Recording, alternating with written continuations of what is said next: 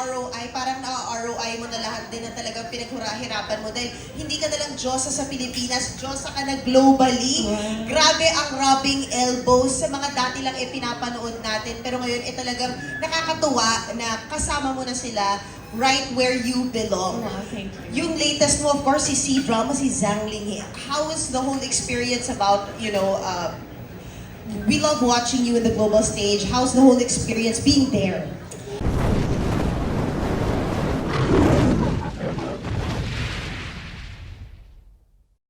You know, it's always such an honor to even be invited, and I think more than anything, I'm just so happy that the Philippines is finally given a seat. We're getting invited.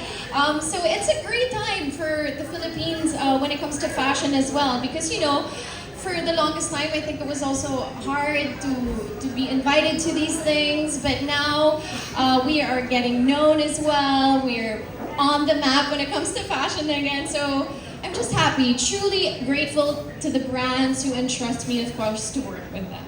What's your next goal or vision for you when it comes to fashion and of course also attending global events?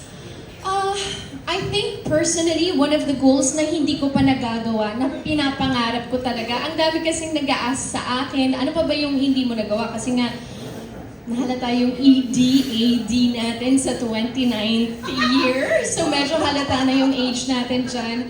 There's still so many things that I haven't done, but I think one of the biggest dreams of mine is to attend the Cannes Film Festival for a film. Like, kasi nai-invite naman tayo, kunwari, for brands or everything, pero hindi pa kaya ng heart ko na pupunta ako na hindi siya for the art, for a film or for a preview of a series.